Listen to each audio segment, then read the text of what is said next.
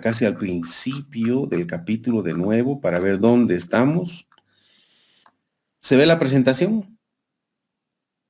Sí, Inge, se ve normal. Se ve, ya. A ver.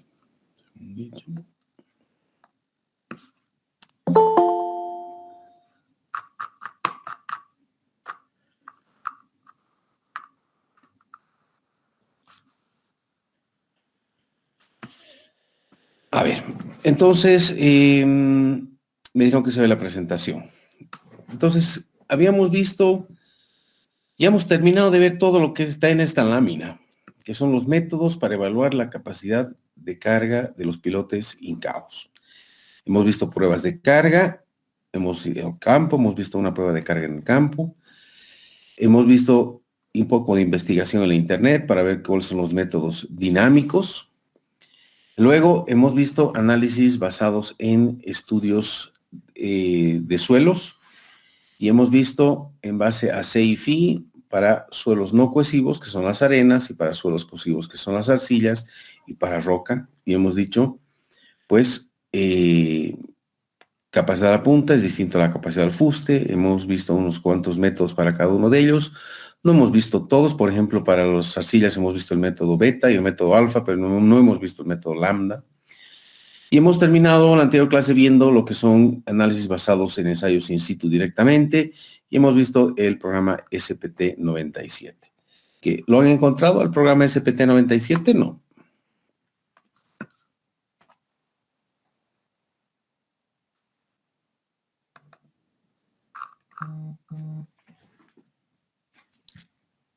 A ver, ¿alguien ha podido encontrar el programa este en la internet?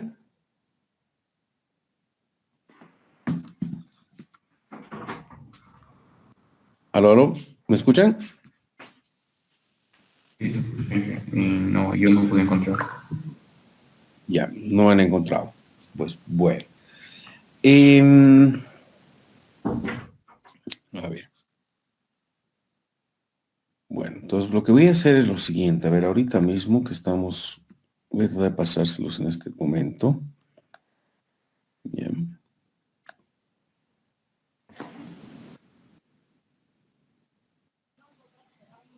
Inge, buenos días.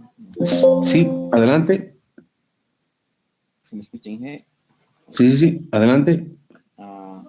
Yo tenía una duda en la parte del fuste, en el ejercicio, Inge. A ver, adelante. En el ejemplo empezamos a calcular a partir de los 10 metros y no debería ser desde un inicio. Inge. Eso era mi duda. Perdón, no escuché muy bien. ¿Otra vez puede ser la pregunta? En el ejemplo que está ahí, en las diapositivas, empieza a calcular a partir de los 5 metros, sí, a partir de los 5 metros, sí. Esto no debería ser desde un inicio, esa era mi pregunta. En realidad, aquí son 5 pies, a partir de los 5 pies. Básicamente dice que 5 pies, que eso es 1,5 metros más o menos en realidad. Dice 1,5 metros no resiste nada. ¿Pero por qué dice que no resiste nada? Dice que no resiste nada, pero ¿por qué? Porque el número de golpes aquí arriba era básicamente 0. Entonces, si es 0, la resistencia es 0. Y a 5 metros tenías 2 golpes, perdón, a 5 pies de profundidad tenías 2 golpes nomás. Y estos 2 golpes es muy chiquito, es menos que 5. Al ser menos que 5, el programa asume que es 0 y por eso pones 0 en este punto. Entonces directamente tú llegas a tener algo a 10 pies, que son 3 metros más o menos. Entonces, pero no es principalmente porque aquí arriba la resistencia es muy baja. Son menos de 5 golpes. Menos de 5 golpes, como comentamos en la anterior clase, se asume que es 0, que no tiene resistencia. No sé si con esto un poco se aclara. Sí, se me aclaró. En el ejemplo creo que sí teníamos un número de golpes, ¿no? En el ejercicio que nos dio. Ahí sería necesario calcularlo, creo, ¿no? Creo que sí, a ver, déjeme ver un ratito la tarea que les he dado.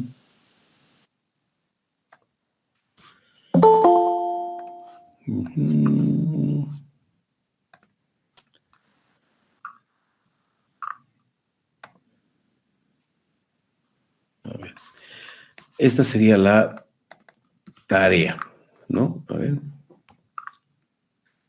Tenemos también a 0 pies, 0, claro, a 7.5 pies ya tenemos 15 golpes. Entonces tenemos un buen número. Entonces, sí, exactamente, desde 7.5 pies de profundidad ya tienes resistencia en el fuste. Es correcto eso.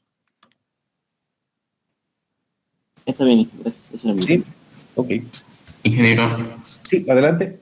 ¿esta tarea la tenemos que realizar igual normal a mano o con el programa tenemos que hacer algo más? En realidad la tienen que hacer a mano. Sí, la tienen que hacer a mano y después, bueno, verificar con el programa, que se los acabo de pasar hace un ratito. ¿Ya? Sí, gracias. Ok. Bueno, entonces, por favor, traten de instalar el programa, ¿ya? Entonces, veremos si es que realmente lo pueden hacer correr o no. ¿Ya?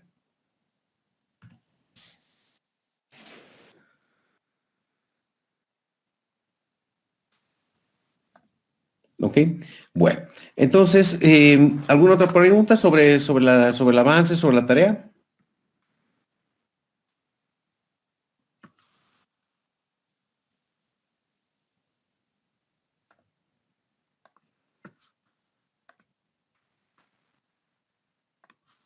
Bueno, creo que nada. Entonces, bueno, volveremos entonces a nuestra presentación y ¿dónde estamos? De nuevo voy a volver al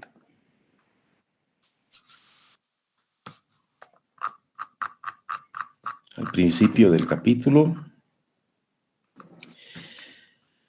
y es donde estamos aquí. ¿Sí? Entonces tenemos nuevamente, ya hemos visto todos estos métodos, ¿no? Y directamente con el SPT-97 hemos tratado lo que son las arenas, las arcillas y las rocas, todo dentro de un mismo programa. ¿Ok? Bueno, ahora nos toca ver lo que son los pilotes vaciados in situ, ¿ya? Como habíamos dicho, los pilotes vaciados in situ son pilotes que tienen otro tipo de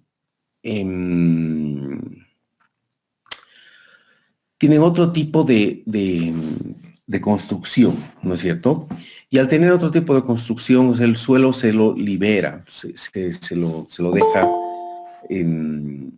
se deja que se abra. O sea, al excavar el suelo se hunde, pero el suelo se libera y trata del suelo entrarse a la excavación. Entonces, resiste menos, en pocas palabras. Entonces, los métodos son distintos. Sin embargo, las pruebas de carga, ¿sí? Las pruebas de carga son pruebas de carga también igual que la que hemos visto, que son destructivas, ¿ya?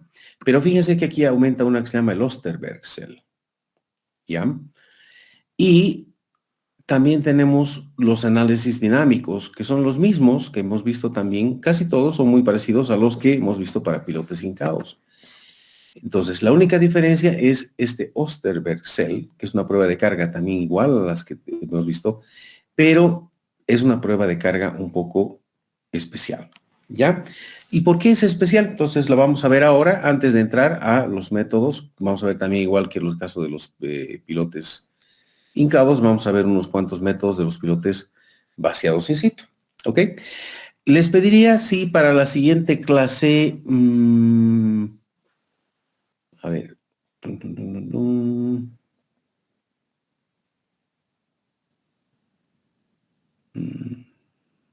está bien, no se preocupe.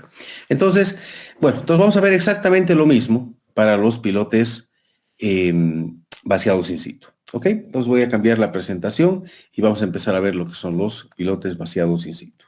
Estamos entonces, habíamos visto los hincados, estamos empezando a ver los vaciados in situ. Bueno, algo que primero vamos a analizar sobre los vaciados in situ es que son sus dimensiones, ¿ya? Generalmente las dimensiones de los pilotes vaciados in situ son más grandes de lo normal, ¿ya? Existen métodos de construcción, ¿sí? Que son el método, habíamos dicho que una de las grandes dificultades, le llamaremos, de poder construir un pilote vaciado in situ es mantener el suelo de perforación estable. Entonces, muchas veces se utiliza, por ejemplo, un casing. Casing es una camisa, ¿ya? Muchas veces se utiliza el método abierto, open hole, es un hueco abierto, que es el que habíamos visto un poquito en la anterior clase. Tal vez vale la pena retomar un poco más bien ahora antes de entrar mucho en el tema. Luego tenemos el método con lodos, cuando hay presencia de agua. Tenemos camisa vibrada, que básicamente es un casing, ¿sí? Y bueno, y dependiendo del método y el tipo de suelo, clay es arcilla, soft es suave, arcilla suave. Arcilla suave, fíjense que el diámetro, la relación entre el diámetro as-built, el real, entre el diámetro es 1/10, es decir que el diámetro tiende a ser el 110% del tamaño teórico, le llamaremos, ¿ya? Si utilizan un open hole es porque no hay agua, entonces si no hay agua, por lo general no hay desmoronamiento, entonces el pilote llega a ser hasta un 5% más grande de lo real, ¿ya? Si utilizan el método húmedo, van a tener un 15% extra de hormigón, por lo general. Y finalmente, si utilizan arena, si tienen arena, digamos, como vibrada, aquí la camisa entra muy fácilmente y el diámetro es muy, muy preciso, ¿no? Luego, para suelos muy rígidos con bolones, cobbles son bolones. Esto, por ejemplo, es en la zona de Cochabamba, zona norte. Se puede hacer una excavación abierto, siempre y cuando haya mucha agua, y el volumen generalmente llega a ser entre un 10 a un 15% más grande que el volumen teórico. Son morrenas, son suelos muy, muy, muy débiles, muy malos. Entonces, entre esos tenemos, cuando se hace con el método abierto, de entre 1 y el 5, hasta el 5% del volumen teórico. Fíjense que aquí cuando tenemos el método de excavación con el lodo bentonítico y tenemos flowing mud. ¿Qué es flowing mud? Flowing mud es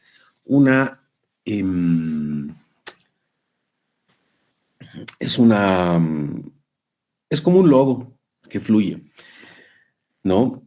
En ese caso, puede ser que entre más del 100% del hormigón, es decir, que entre más del doble, 3 veces más hormigón que el teórico, ¿no? Cuando los volúmenes son grandes de los pilotes, esto se vuelve algo muy importante, especialmente en el tema del precio. Si ustedes van a hacer presupuestos para sus proyectos, pues entonces van a tener que tener un poco de cuidado en la cantidad de hormigón que se utiliza, ¿sí? Luego tenemos este open hole en suelos residuales, ¿sí? Que también en esos casos puede entrar hasta un 50% más. Si ustedes entran en roca, van a utilizar un core barrel. Core barrel es como una diamantina, es una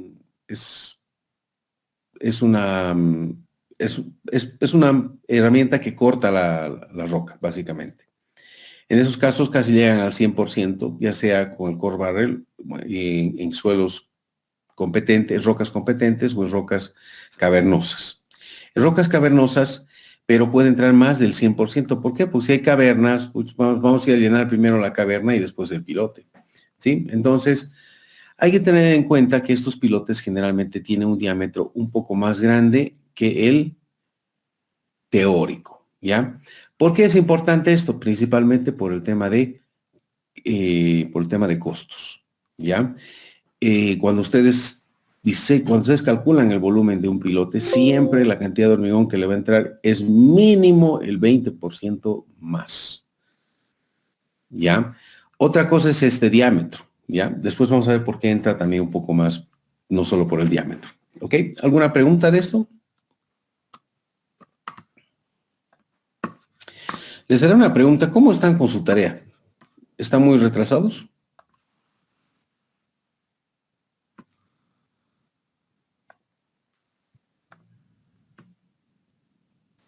Sí. ¿Sí? ¿Están muy retrasaditos? Sí, nos Sí, más falta o menos, sí. todavía. Sí, G. Ya. Entonces vamos a hacer una cosa. Antes de avanzar más materia y más tarea, entonces vamos a ir a ver un ratito lo que son las, bueno, un poco este tipo de pilotes. Ya, vamos a hacer un poco más amena la clase para poder un poco entender mejor qué es un pilote vaciado. Para darles tiempito para que termine su tarea. ¿Ya? A ver, denme un cachito.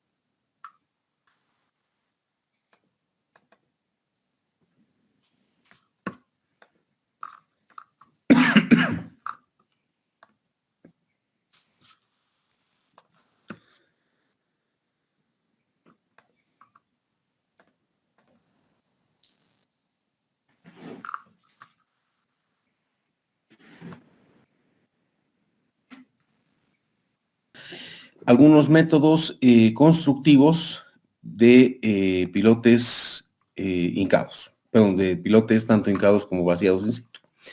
Y habíamos quedado un poco a medias en lo que son los pilotes vaciados in situ. Entonces vamos a un ratito retomar esto rápidamente para no tener tantísimas, para darles un poquito de tiempo para que puedan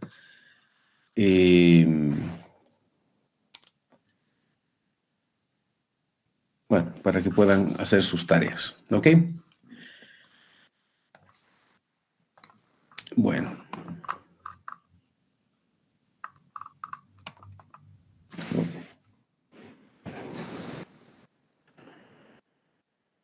A ver, habíamos hablado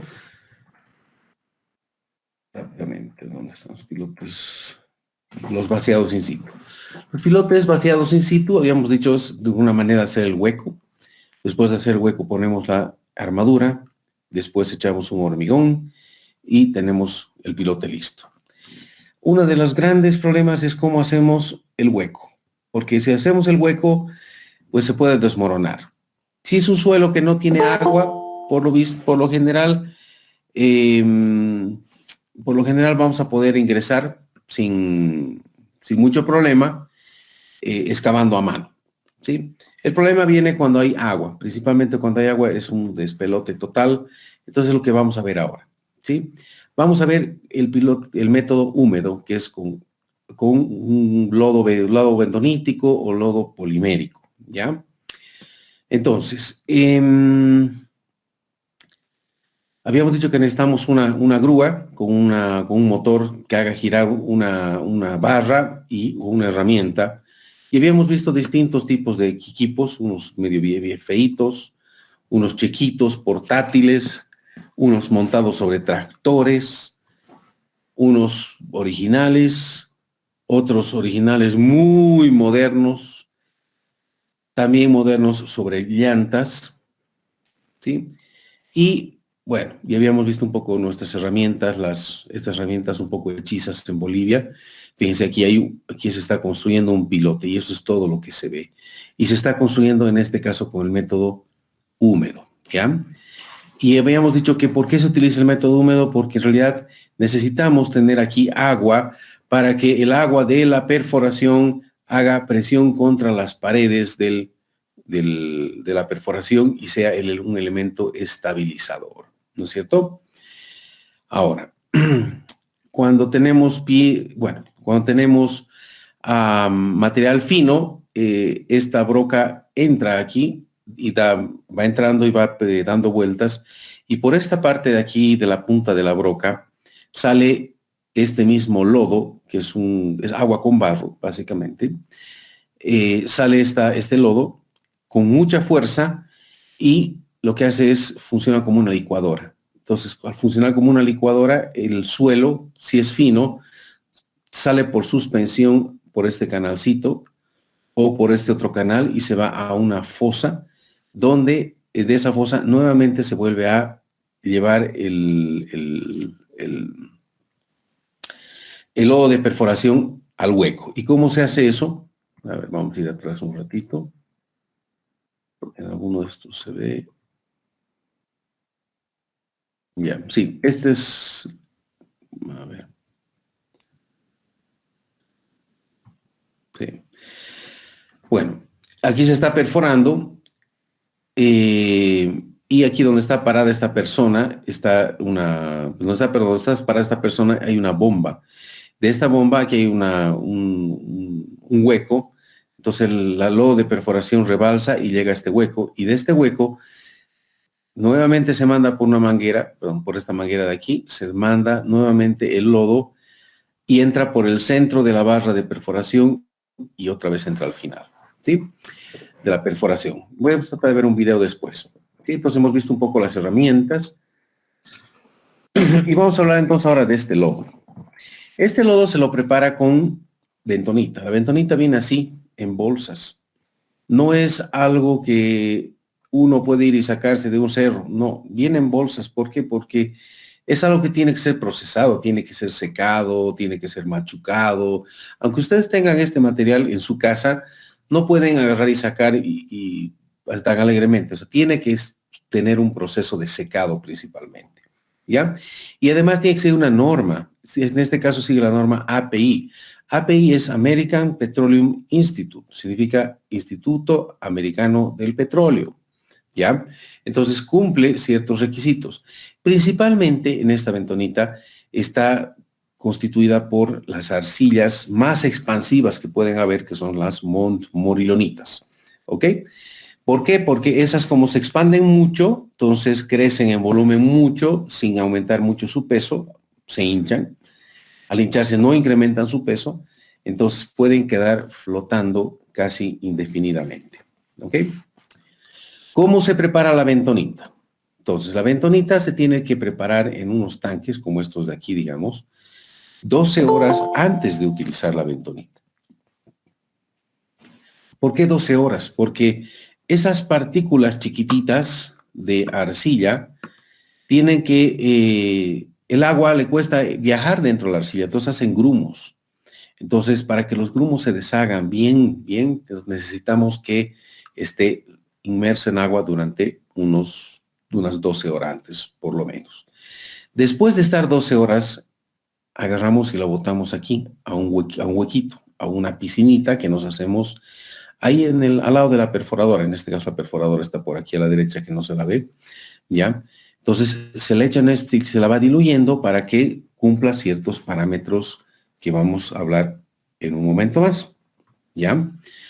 ¿Qué hace esa bentonita? Fíjense, aquí se está perforando un hueco, este caso es de, creo que de 60 centímetros, y fíjense cómo está en las paredes, se observa justamente el barro pegado, ¿no es cierto? ¿Sí? Y el lodo está aquí abajo. Bueno, esta foto es algo, muestra algo que no se debe hacer. Uno que no se debe hacer es que el lodo esté aquí abajo.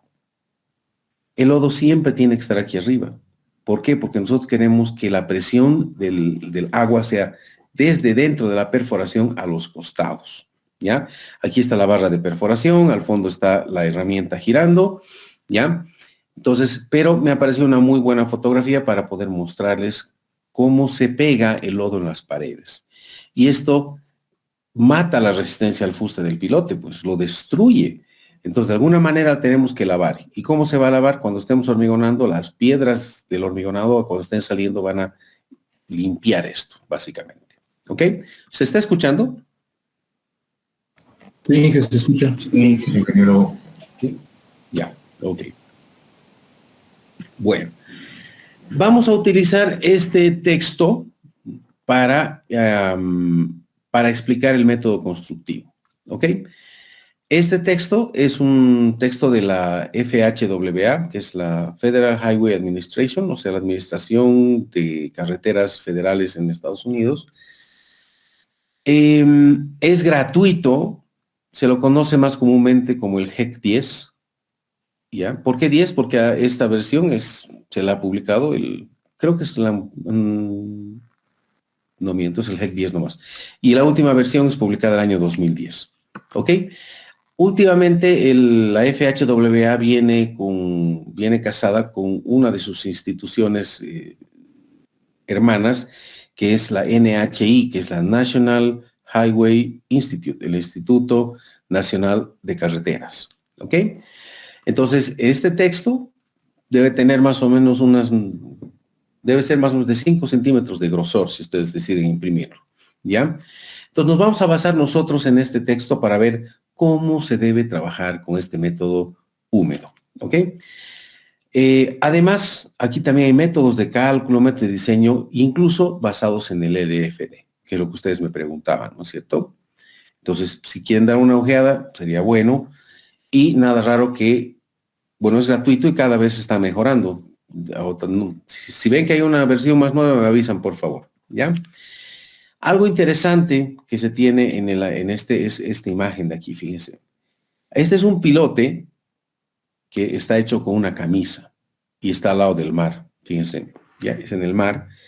Tiene una camisa y están sujetando aquí estos señores una cosa medio cromada, ¿no? Que en realidad es una cámara de fondo. Esta cámara es una cámara que la introducen hasta el fondo de la perforación para ver si es que en el fondo ha quedado o no ha quedado algo.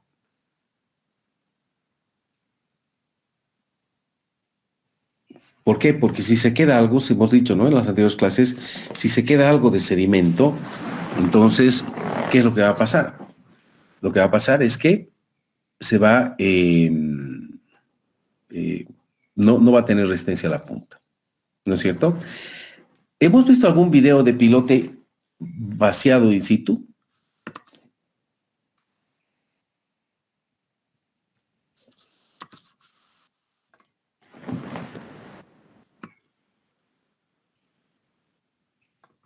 ¿Aló, aló?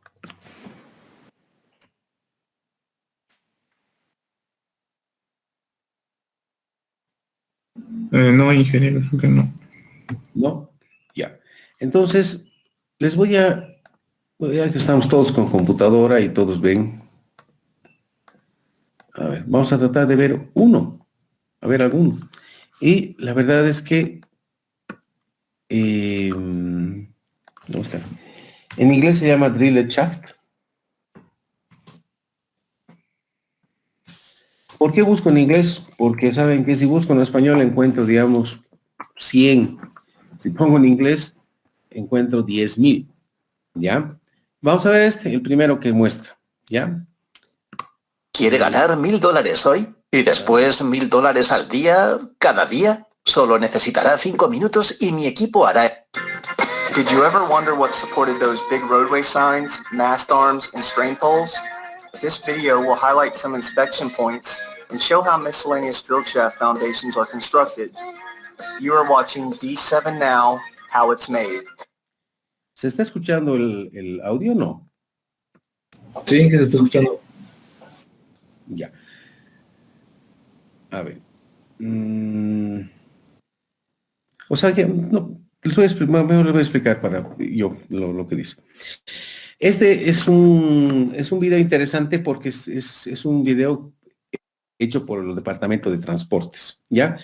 Lo que están haciendo, bueno, están viendo los planos, están haciendo un pilote para poner a ver, un segundito. Fíjense, aquí está mostrando su plano. Tiene un pilote de gran diámetro para construir un poste para poner una luz. Y uno dice, puta, esto es una exageración.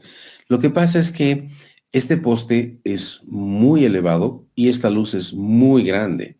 Entonces, cuando viene el viento, trata de torcer al poste, trata de hacerlo girar, ¿ya? Entonces, como es muy alto y esta luz está muy lejos, entonces los momentos que va a transmitir aquí abajo a la fundación son muy grandes, ¿ya?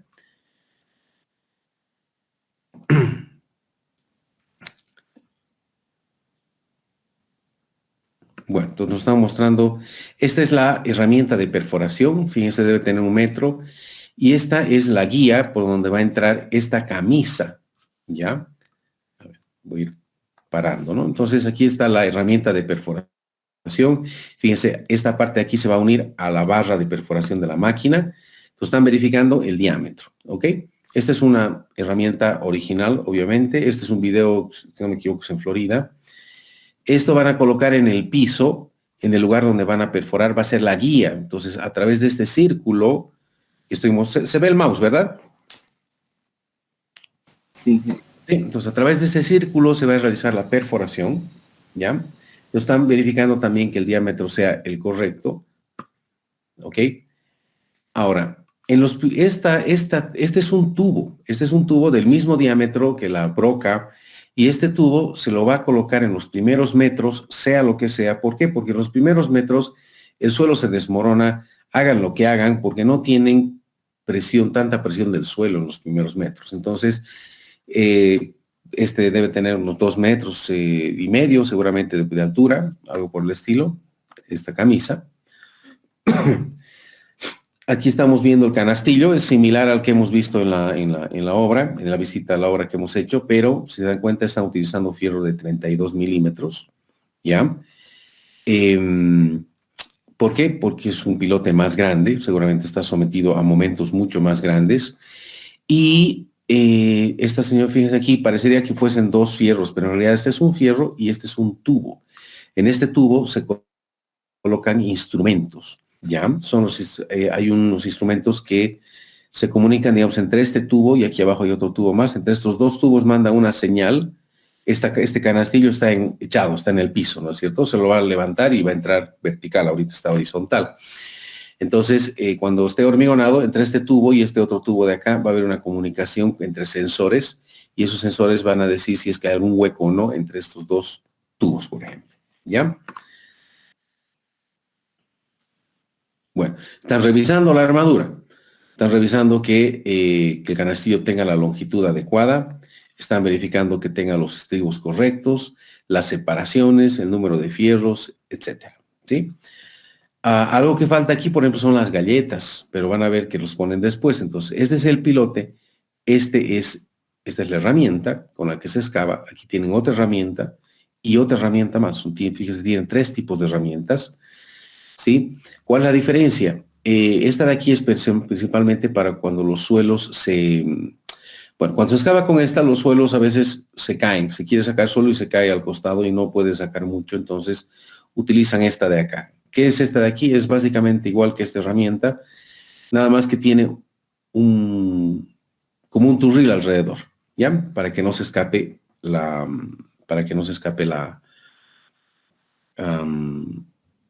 el suelo, ¿ya? Nuevamente, fíjense, aquí tienen un tubo, aquí al otro lado tienen otro tubo, aquí, por ejemplo, tienen un fierro acá y un tubito aquí. Entonces, entre los tubos, entre este tubo y este tubo de acá, entonces va a haber una comunicación de sensores cuando este piloto esté instalado en el sitio, ¿ok? Bueno, entonces verifican las longitudes, el diámetro, el recubrimiento.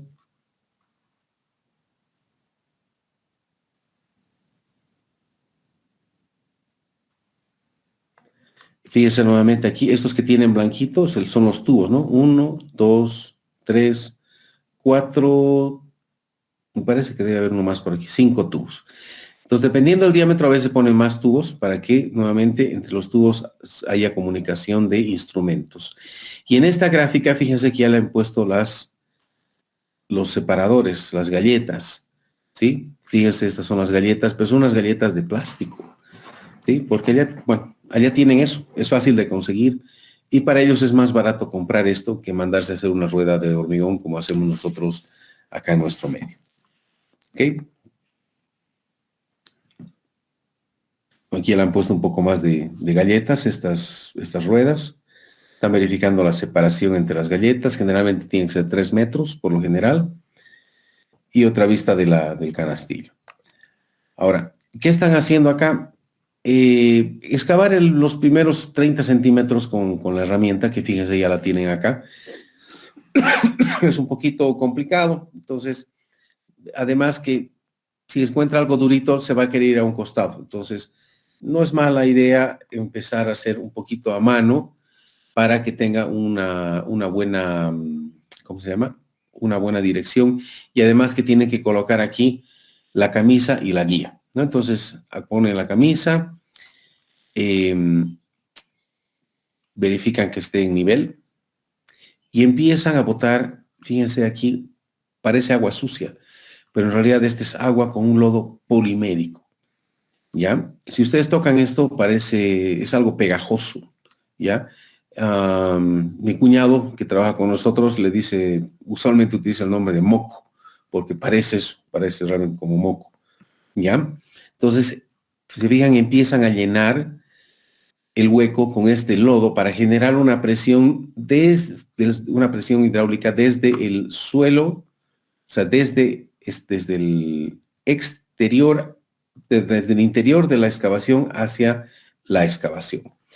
Bueno, esta es una máquina perforadora también que tiene esta barra de perforación, ¿sí? Que le llaman Kelly. ¿Por qué Kelly? Porque va creciendo. Dentro de este tubo cuadrado hay otro tubo cuadrado y dentro de ese tubo cuadrado hay otro más.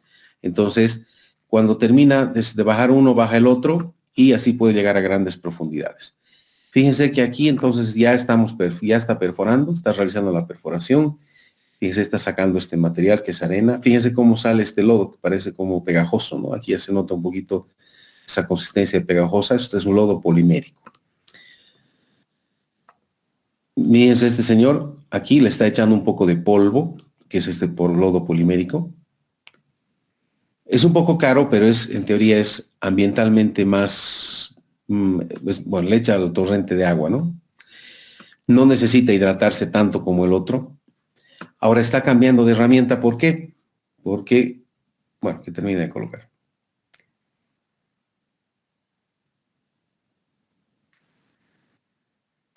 A ver, les muestro. Cuando perfora con esta herramienta, fíjense que saca poco material y el material un poco se puede caer, ¿sí? Entonces, cuando sucede eso o cuando no sale material o cuando uno quiere limpiar el fondo de la excavación también, cuando quiere limpiar el fondo de la excavación no se puede dar el lujo de que se caiga material. Entonces, en esos casos va a utilizar la otra herramienta, la que va a entrar después de esta, que en realidad está aquí atrás, ¿no?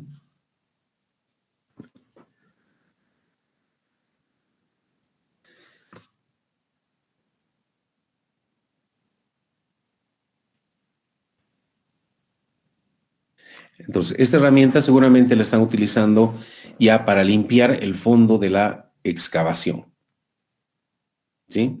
Y este señor con su wincha, ¿qué está haciendo? Está midiendo. Al fondo de su wincha tiene un peso. Entonces, siente ahorita lo que está haciendo, fíjese, está subiendo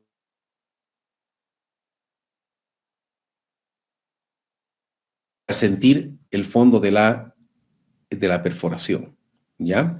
Entonces, para eso es que está metiendo la wincha y lo que va a hacer entonces después es medir la profundidad. Fíjense, han puesto un elemento horizontal para que justamente pueda medir si ha llegado a la profundidad.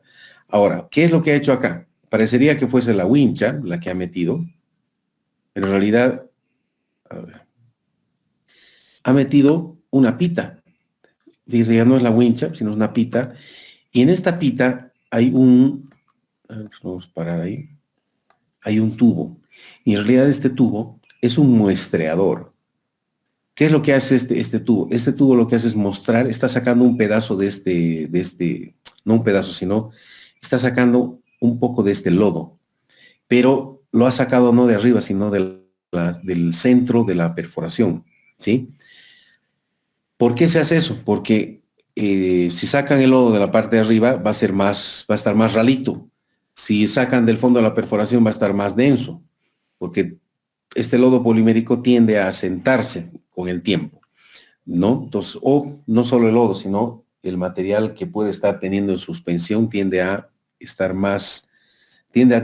decantarse en el fondo. Entonces, lo que está haciendo este señor es sacando una muestra de este lodo polimérico del centro del pilote para hacer unos ensayos, ¿sí? En teoría ya han terminado de excavar, ya está en la profundidad. Entonces, primero, ¿qué está haciendo? Este es un papel tornasol y lo que está haciendo es está colocando este papel tornasol en esta muestra que él ha sacado, ¿sí? Esa muestra que él ha sacado las ha puesto en estos dos cilindros de plástico, ¿ya? y está viendo el pH.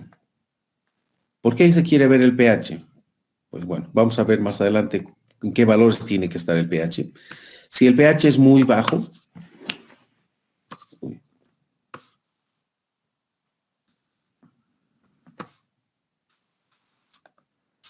se me ha aparecido, ya. Luego, en este está haciendo otro ensayo que se llama el ensayo de densidad y de viscosidad. Entonces, una vez que esos ensayos han sido buenos, se coloca la armadura. Entonces, voy a volver a poner acá. Se coloca la armadura. Verifican exactamente la cota a la que tiene que quedar el pilote.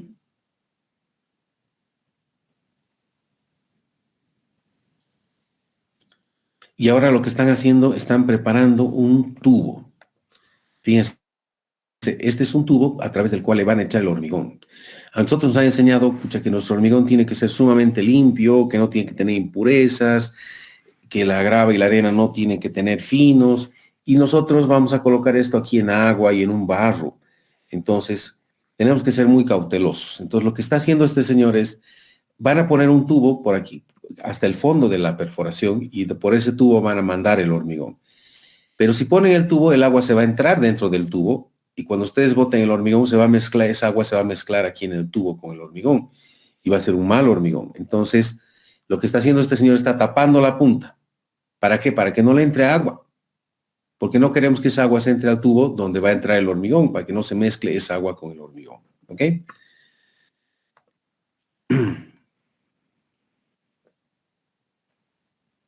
En un momento más vamos a ver cómo empiezan a meter. Fíjense que ya están metiendo el tubo.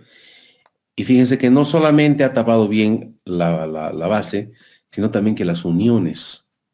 ¿Por qué? Porque si ustedes están hormigonando y por la unión entra agua, pues entonces aquí esto va a ser una fábrica de hormigón con agua o con lodo, y van a fabricar porquería y va a entrar porquería al pilote, ¿no? Entonces, por eso que todas las uniones también tienen que estar sumamente bien selladas, ¿ya? Entrando a través de esta rejilla, luego a través del embudo y luego a través del tubo, y llega al final de la excavación, al fondo, ¿sí?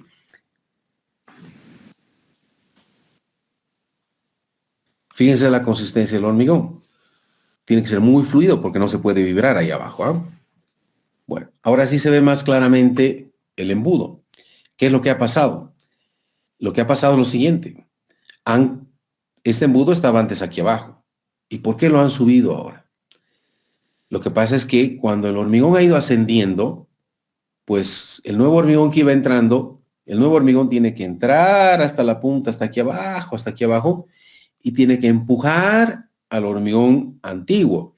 Cuando ya han vaciado harto tiempo, ya le cuesta empujar a todo el hormigón antiguo. Entonces lo subimos un poquito, pero no mucho. No tanto que se salga del hormigón que ya está vaciado abajo, ¿no ve? O sea, eso vamos a ver en un ratito más. Entonces se puede subir un poco cuando ya se ha hormigonado, ¿sí? Y aquí siguen hormigonando. Se fijan aquí arriba, entonces sigue entrando el hormigón. Y a veces se tranca el hormigón. Entonces lo que hace es se sube y se baja.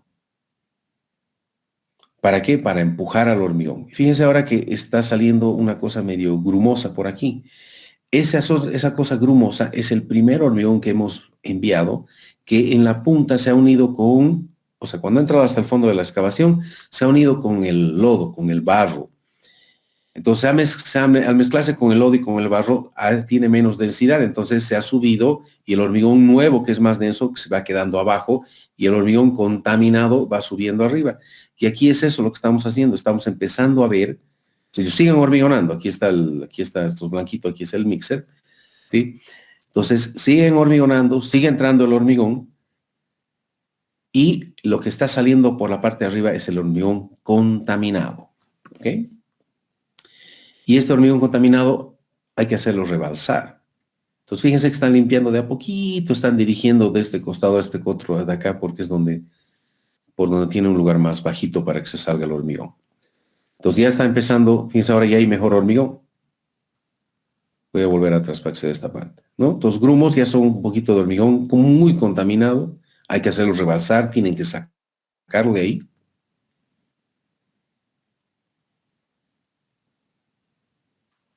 Fíjense, aquí ya está saliendo mejor hormigón, pero queda atrapado en los costados un poco de lodo y hay que hacer toda esa limpieza hasta que el hormigón esté realmente bien. Una vez que han terminado el hormigonado, sacan el tubo de hormigonado, perdón, voy a volver atrás.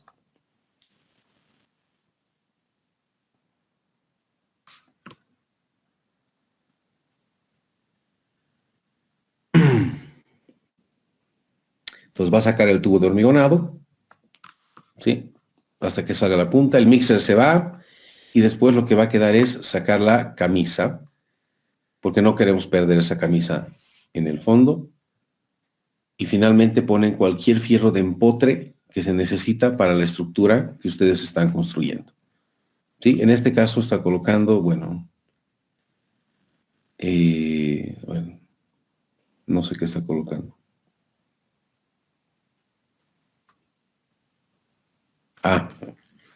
Está colocando los pernos de anclaje para la torre que van a venir a colocar, que seguramente va a ser una torre metálica. ¿Sí? Algunas veces se deja una camisa perdida, muchas veces no. En Bolivia no, porque es caro. Bueno, aquí tampoco, por lo visto, la han sacado también la camisa. Y después construyen, ya vienen y colocan su poste y terminan su pilote, ¿no? No sé si tienen alguna pregunta sobre esto.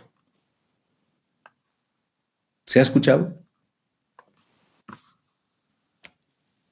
Este lodo polimérico que hemos visto es diferente al lodo bentonítico, ¿o es lo mismo? No, es distinto, ¿ya? Es distinto. Miren, les voy a pasar por si acaso el link de este video para que lo puedan ver si quieren con más calma. Se los he pasado al WhatsApp, ¿ya? A ver, veremos si hay alguno con lodo polimérico por acá. Y Sí, adelante. tenía una duda. Esas galletitas vi que eran de plástico, creo. No necesariamente tienen que ser de hormigón. En realidad, de plástico son mejor, ¿no? Porque ¿qué es lo que pasa también? A ver, este plástico, para empezar, tiene unos huequitos donde entra el hormigón. Y por otro lado, es muy resistente. Gira perfectamente bien. El problema es que no hay en nuestro medio, ¿no? Pero es mejor. Honestamente, yo creo que es mejor. Pero, bueno, las galletas de hormigón también se utilizan bastante.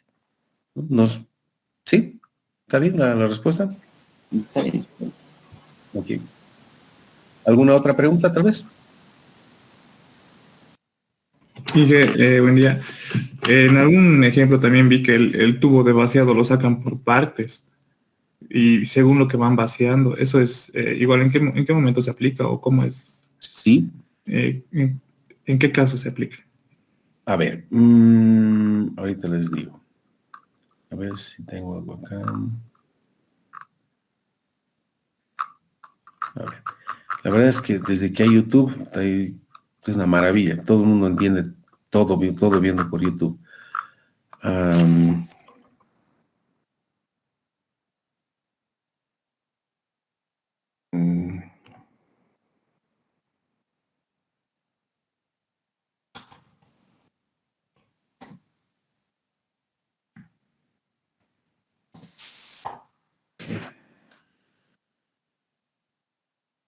Mira, no es. Este está haciendo con un lodo normal. Veremos acá un segundito. No, también con lo mismo. Bueno, les explico del tubo, del tubo, ¿ya? De nuevo estamos en el mismo. Vamos a ir al lugar donde está la tubería para que les pueda explicar.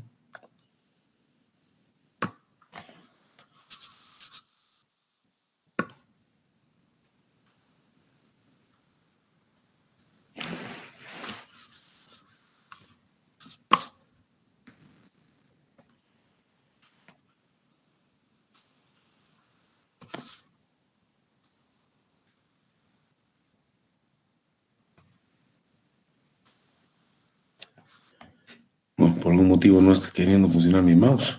Qué bueno. segundillo, por favor.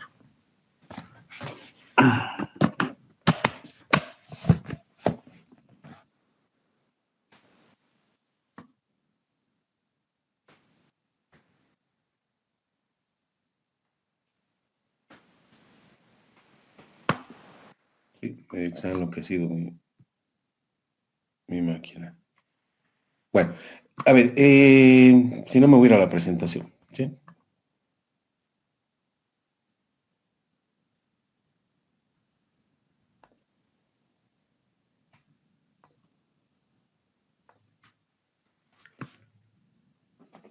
A ver, ahora sí.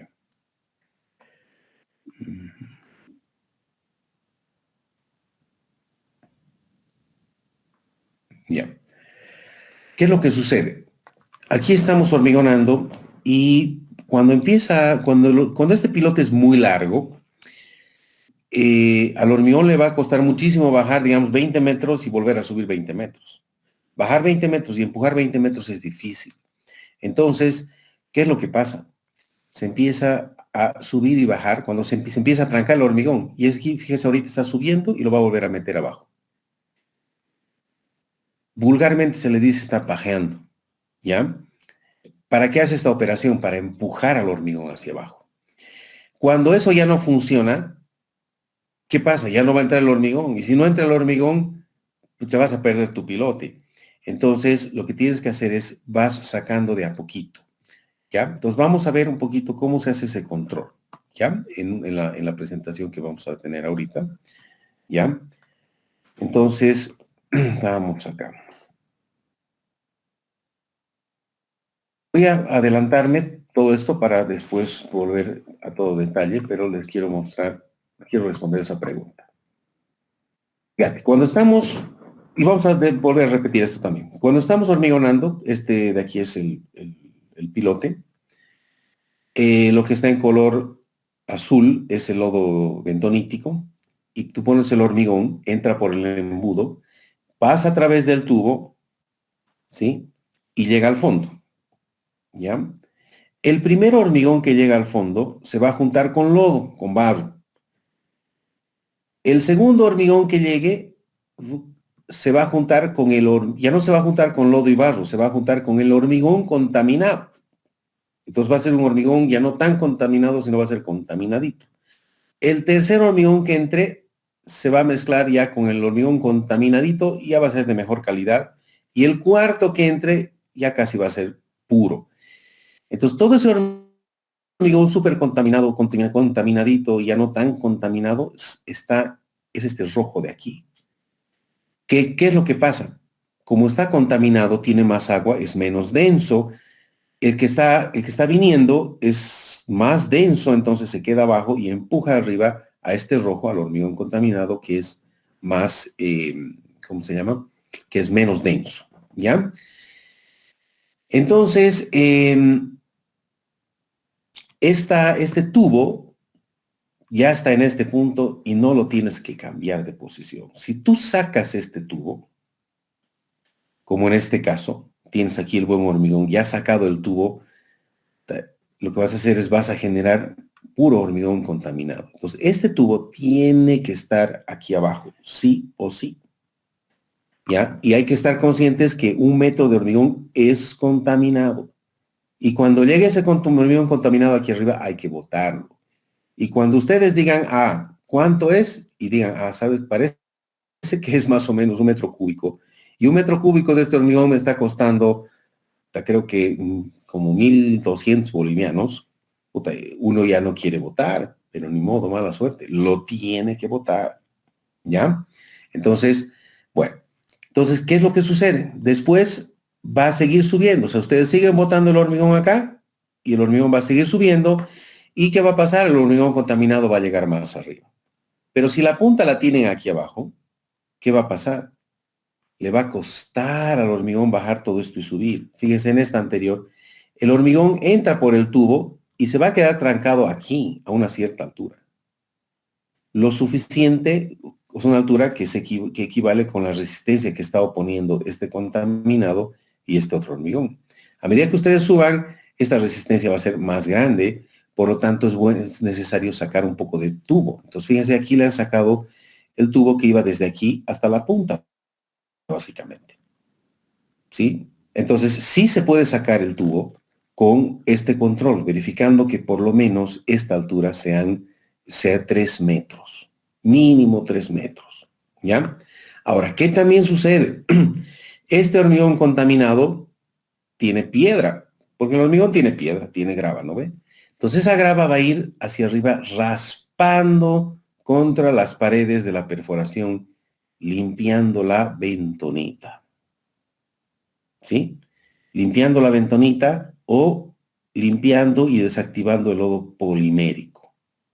Entonces es muy importante cuando ustedes hacen un hormigón de pilote, si hacen con lodo bentonítico, tienen que tener hormigón con piedra porque la piedra lija las paredes, ¿ya?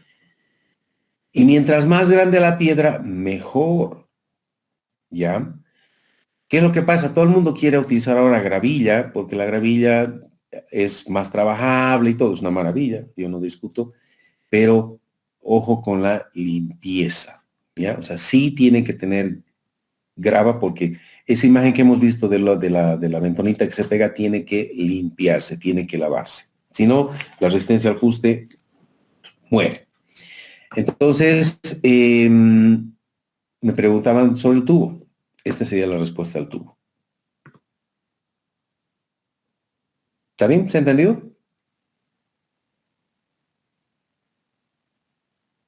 Sí, entonces en longitudes o en profundidades que sean muy grandes, digamos. Sí, o cuando te retrasas, porque cuando te retrasas el hormigón ya empieza a endurar. También, ¿qué es lo que sucede? Como todo el mundo mira la plata, entonces dicen, no, yo voy a pedir un hormigón y voy a pedir un hormigón que me dé cabalito la resistencia.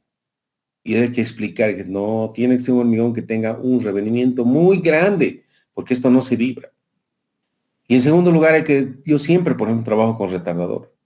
¿Por qué? Porque si no trabajan con retardador, se tranca el tubo, o no llega el mixer a tiempo, pucha, o se hace un charco, un barro y se ha trancado el mixer al salir, lo que sea, y bueno, si se les endurece, chao pilote, ¿no ve? Chao fierro, chao trabajo de excavación, chao hormigón aquí abajo, chao el hormigón que está trancado afuera. Entonces, también un retardante es algo muy bueno. Y el retardante ayuda a no tener que estar sacando la tubería tanto. Porque ¿qué es lo que pasa? Si no utilizan retardante, el hormigón se va a endurar más rápido. Si se endurece más rápido, tiene que sacar tubería. Al sacar tubería pierden tiempo y el hormigón ya se ha endurecido más todavía. Entonces, todas estas cosas juegan un rol importante. ¿Sí? Son detalles pequeños, pero importantes. Ahora, había una pregunta sobre el lodo polimérico. Lodo polimérico y bentonita y bentonita no es lo mismo. Pero ambos están en el reglamento. Pero voy a ver atrás. En este reglamento que les he dicho, habla de los dos. Dice, ustedes quieren utilizar un lodo mineral, que básicamente es la bentonita, o quieren utilizar un lodo polimérico, se puede, pero hay que controlar de una forma similar, pero los parámetros son distintos. Y vamos a ver qué parámetros tenemos que controlar. ¿Ya? Entonces, tenemos que controlar primero la densidad. Bueno, lo primero que hemos visto en el video de control del pH, ¿no? El pH nos dice tiene que estar entre 8 y 11. Menos de 8 es ácido. Menos de 7 es ácido y más de 7 es básico. En pocas palabras, necesitamos que el agua de perforación sea básica. Fíjense aquí y aquí. Y uno va a la obra y dice, bueno, va y dice, está ya listo, voy a ver el pH y no da 8, da 7. O a veces da 6. ¿Sí? O a veces da 5. Y dice, bueno, ¿y ahora qué voy a hacer? Pues ni modo. Si llega el mixer, ¿qué van a hacer? Ahí nomás le meten. ¿Qué es lo que sucede? Yo siempre digo, hay que entender para darle el valor a las cosas. Si ustedes tienen un pH menor a 7, o menor a 7, básicamente, este de aquí abajo no sirve. Están botando el dinero. No sirve de nada. El piloto les va a salir mal.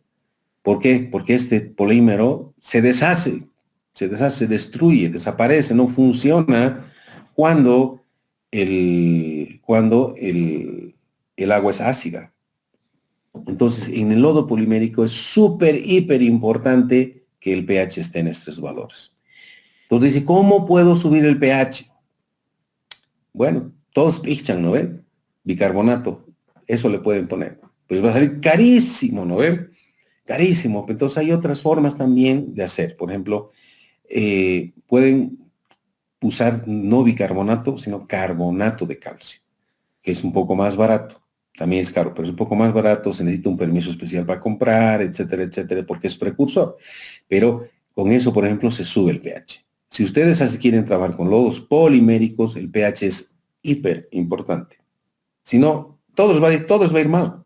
100%. Esta tabla es la diferencia entre el éxito y el fracaso. Así de claro. ¿Sí? Bueno, ¿qué más tenemos que hacer? ¿Para qué estamos utilizando la bentonita? Estamos utilizando la bentonita para que nos impermeabilice las paredes. Este lodo polimérico también nos va a impermeabilizar las paredes. Si es así algo que parece moco, chicloso, todo, va y se tranca, se pega en las paredes. ¿Ya? Entonces, tiene que, entonces, primero ver el pH. Después, si nosotros ponemos más bentonita, se va a volver más viscoso. Y además también, si le están poniendo arcilla al agua, se va a volver más denso. ¿Ya? Ahora, si es muy denso, vamos a tener problemas. Entonces, el Ashton nos dice, saben que cuando ustedes estén a punto de hormigonar, la densidad tiene que estar entre 1030 y 1154. Como este código es americano, está en unidades inglesas, está en libras por pie cúbico, y eso tendría que ser entre 64 y 72. ¿Cómo se mide esta densidad? Bueno, fácil. Entonces, pueden agarrar, sacan un poco de este lodo de la perforación, ¿sí? Con una jarrita sacan el lodo, digamos, en esta jarrita, fíjense, aquí está el lodo bentonítico, y pueden medir en algún lugar su volumen y lo pesan además. Entonces, volumen entre peso les va a dar la densidad. ¿Ok? Entonces, esta densidad es relativamente fácil. Pero hay una balanza que mide el peso, la densidad por peso, del mat es lodo, weight es peso, density es densidad, balance. Hay una balanza que está totalmente normada con el API. El API es el American Petroleum Institute. ¿Sí? En el API 13B1 se describe una balanza, y esa balanza es esta que se ve aquí, ¿ya? En esta balanza tiene como una tacita al final de la balanza, y tiene una tapita con un huequito. Entonces uno puede vaciar este lodo que haya sacado, bueno, este lodo se ha sacado del pilote, se lo bate, aquí están batiendo para que todo quede uniforme y sea una muestra representativa, y se le va a echar a esta tacita. Y se le echa la taza y se lo tapa, y el exceso de volumen sale por este huequito de aquí, no se ve como un pinchacito, sale por ahí, se lo limpia, entonces es un volumen conocido.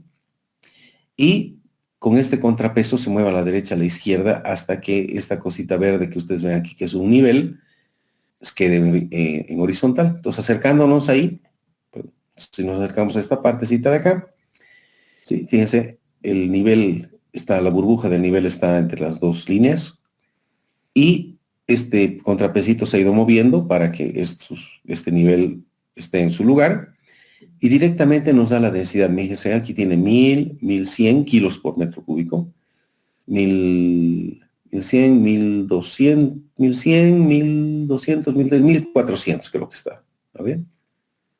1500, sí, más o menos 1100, 1200, 1400. ¿Sí?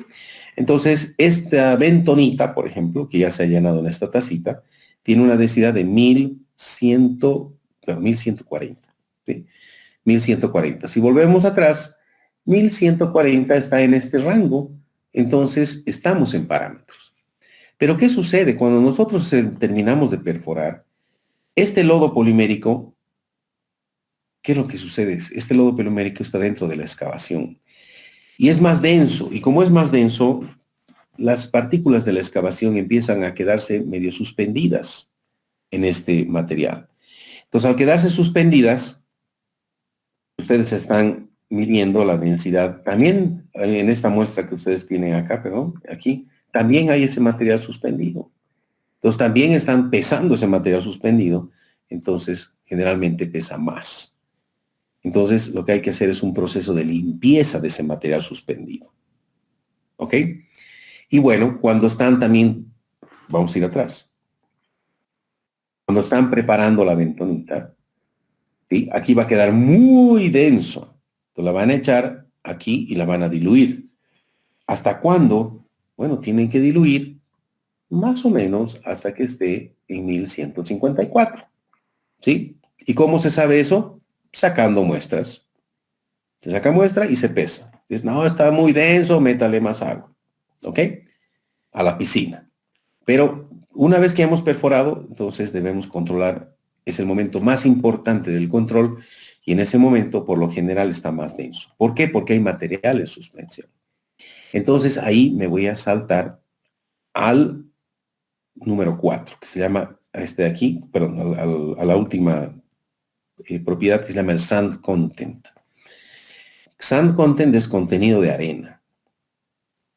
Y dice inmediatamente antes de la colocación del hormigón. También hay un ensayito, según la API, que se llama Sand Content, para poder medir un cierto valor que tiene que ser menos de 4%.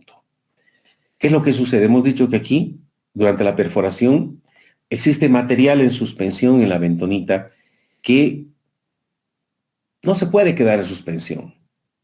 O sea, un poquito puede quedar en suspensión, pero mucho no. Porque es como cuando ustedes tienen una taza de té y le ponen 2 cucharillas de azúcar, baten y la cucharilla se diluye por toda la vida, ¿no ven? Pero si le ponen 20 cucharillas y lo baten, mientras están batiendo, parece que se ha diluido. Dejan de batir y se decanta el azúcar.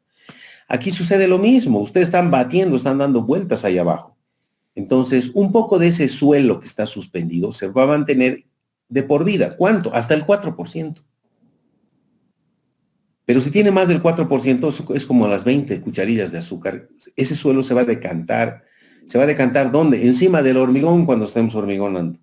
Y lo va a arruinar a nuestro hormigón. Entonces, máximo tiene que tener partículas en suspensión, máximo un 4%.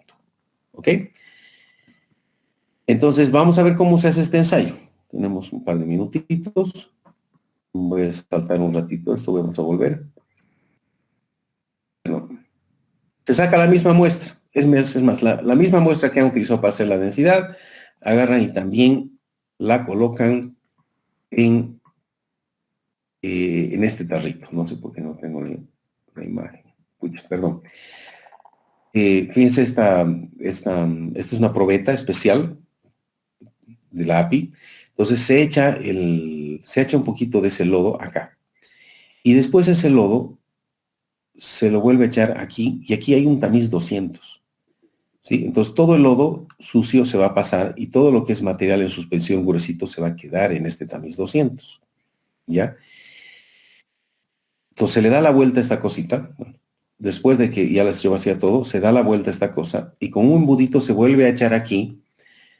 Al revés, ¿para qué? Para que todo el material retenido vuelva a entrar hacia aquí. ¿Ya? Entonces le ha dado la vuelta y fíjense, le está echando ahora la agua limpia y todo el material que ha quedado en la parte de abajo de la malla, en este caso se da vuelta la malla, se está volviendo a entrar a esta probetita. Y ahora vamos a ver una fotografía de esta puntita aquí. ¿Sí? Entonces la punta, y fíjense cómo aquí se ve agua limpia y aquí se muestra una arenilla y nos dice 1, 2, 3, 4, 5, 10. Este frasco está ya calibrado y este lodo, digamos, tiene 2.5% de arena. ¿Sí?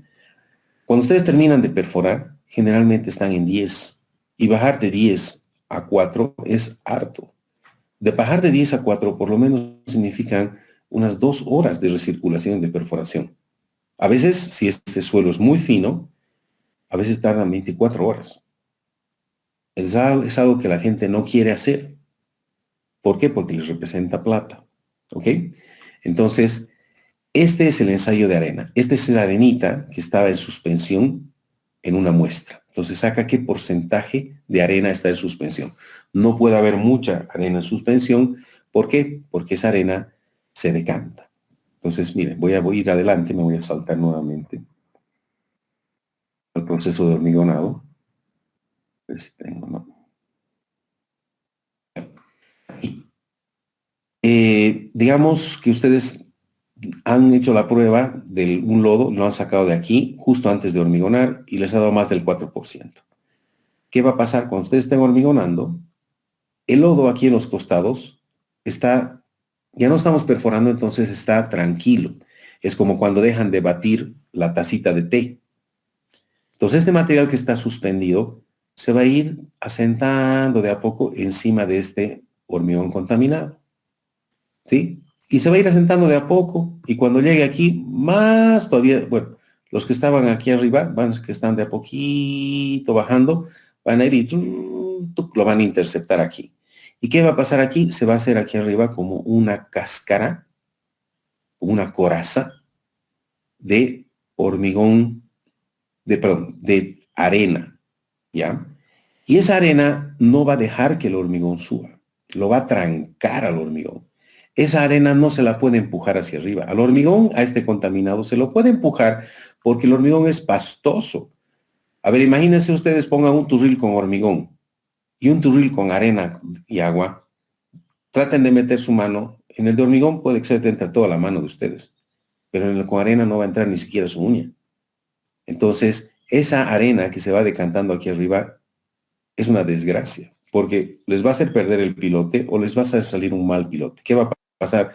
No va a querer entrar el hormigón. ¿Por qué? Porque el hormigón va a querer entrar aquí, ustedes van a empezar a mover este tubo, van a tratar de hacer lo que sea para que suba el hormigón, y claro, de tanta insistencia lo que va a pasar es que esta arena se va a ir a los costados y van a tener un pilote que no tiene recubrimiento. El recubrimiento va a ser cero. Y ustedes van a estar aquí arriba y va a parecer que nada ha pasado. ¿Ya? Entonces, por eso que es muy importante este ensayo de arena. ¿Ya? Ahora, a ver si tengo una gráfica. Vamos a ver todas estas imágenes, no se preocupen. Entonces, este era el contenido de arena. Y fíjense que para los lodos poliméricos, el contenido de arena es menos de 1%. Es más exigente. ¿Por qué? Porque el lodo polimérico no puede mantener nada en suspensión, no tiene la capacidad de mantener casi nada. La bentonita sí. Si tenemos menos de 4%, puede mantenerlo, creo que sí, por 5 días en suspensión. ¿Ok? Luego, el último ensayo que nos falta es el de la viscosidad. Bueno, mientras más denso, más denso. ¿Ya? Y para esto hay un ensayo también que se llama el cono de Marsh. ¿Sí? ¿Y cómo se ve el cono de Marsh? También tiene una norma API, American Petroleum Institute, y el cono es este de acá. Pues lo que se hace es, bueno, con la jarrita han sacado una muestra del hueco de perforación y lo ponen en este cono. Este cono tiene unas dimensiones y tiene una punta, y esa punta también tiene una abertura. Y el lodo se lo coloca hasta donde está esta rejillita. ¿Ya? ¿Por qué tiene esta rejilla? Porque a veces hay grumos, a veces hay ramas, a veces hay pedazos de troncas, porque en la perforación de todo sale. ¿Ok? Entonces, si una ramita entra, va a trancar aquí abajo y va a cambiar el ensayo. Entonces, lo que se hace es se coloca se vacía el lodo polimérico hasta el ras de esta mallita. Y una vez que se llega a este ras de la malla, lo que hay que hacer es, bueno, obviamente ponen el dedo aquí abajo, ¿no? Alguien se lo tiene que tapar. Entonces dicen, ya estás listo. Entonces, el que está tapando la punta dice, 1, 2, 3, saca su dedo y esta persona empieza a cronometrar el tiempo. ¿Ya? Entonces, lo que pasa es que esta persona es bien experta, entonces con su dedo chiquitito alcanza hasta aquí abajo para tapar.